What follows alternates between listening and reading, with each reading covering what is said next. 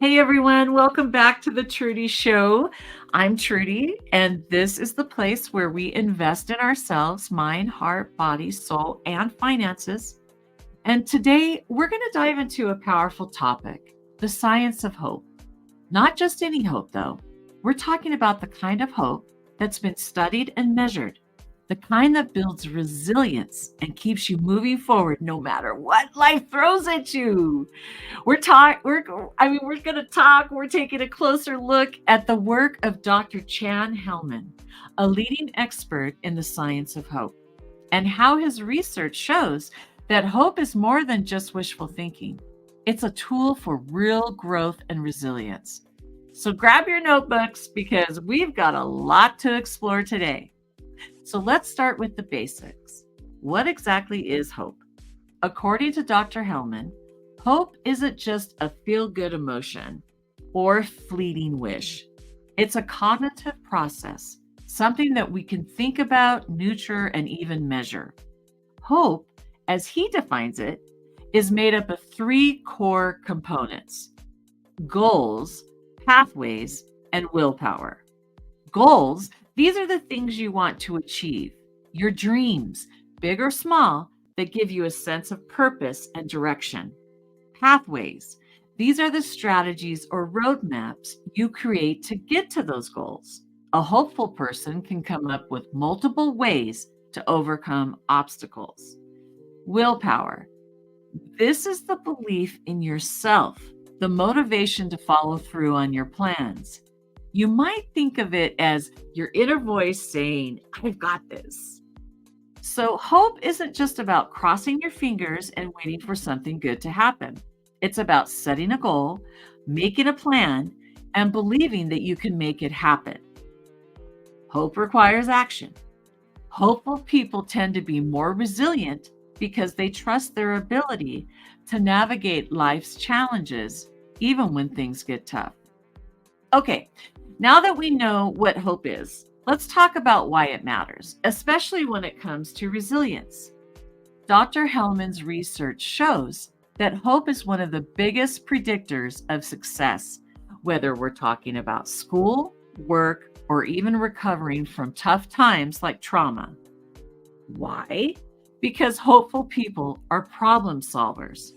When life throws a curveball, they don't just sit back and give up. They look for new paths to reach their goal. Hopeful people don't get stuck in the why me mode. Instead, they move quickly to what now. They focus on what they can control and brainstorm new ways forward. Resilience through hope. When people have hope, they believe that challenges are temporary and they keep going even when the going gets tough. Dr. Hellman's research shows that hope leads to better mental health, stronger academic performance, and even career success. In other words, hope doesn't just help you survive difficult times, it helps you thrive. It gives you the mental flexibility to adapt when life doesn't go as planned. And that's what makes hope so essential for building resilience. So let's dive into some real life examples of how hope works in action. Dr. Hellman has done extensive work in Oklahoma, using hope to create positive change in schools, communities, with public systems. One of the key findings is that people who are high in hope are better at recovering from trauma because they can envision a brighter future and are motivated to take steps toward it. In Oklahoma, Dr. Hellman has worked closely with state agencies, schools, and nonprofits to bring the science of hope to life. His research and guidance have been used in initiatives aimed at addressing poverty, trauma, and education gaps. One of the most powerful examples of his work is his partnership with the state of Oklahoma's Department of Human Services, where hope is being used to support children and families who have faced incredible hardships. Dr. Hellman's Hope Research as a tool for social services. Oklahoma's Department of Human Services serves some of the state's most vulnerable population, including families dealing with poverty, abuse, and neglect. By applying hope-centered strategies, these social services have been able to offer more than just basic support.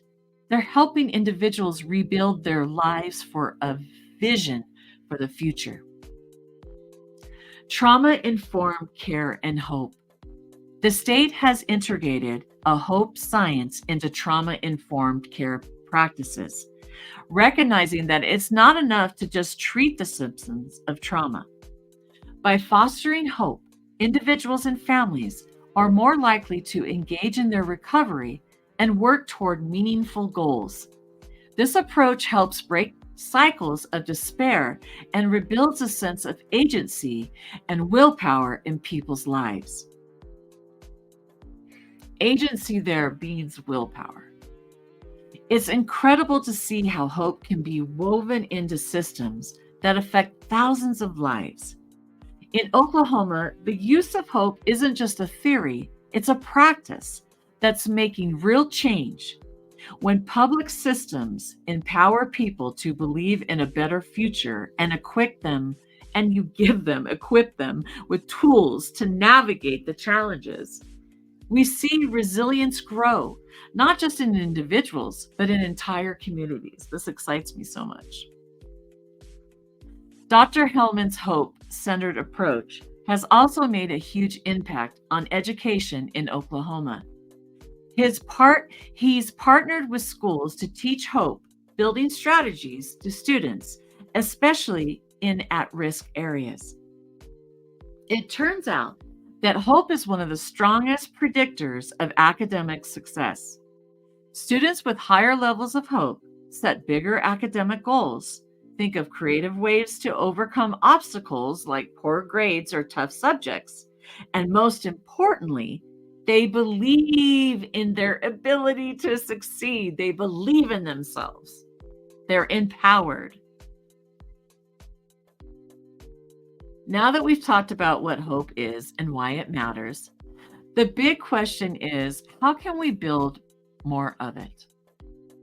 Dr. Hellman gives us some solid practical strategies for boosting hope, and these tips are things that we can start using today. Number 1, set clear, achievable goals. First, get clear on what you want. Your goals don't have to be huge, just make them specific and meaningful. If you can visualize the finish line, guys, you are already there. Number 2, create multiple pathways. Create multiple pathways. Life is unpredictable, right? That's why it's important to have more than one way to achieve your goals. Hopeful people always have a plan B, plan C, and even a plan D. The more pathways / roadmaps you can create, the less likely you are to feel stuck when something doesn't go planned. Number 3, build your willpower. This one's all about self-confidence. Take a moment to think about past challenges you've overcome. Remind yourself that you have the power to achieve your goals.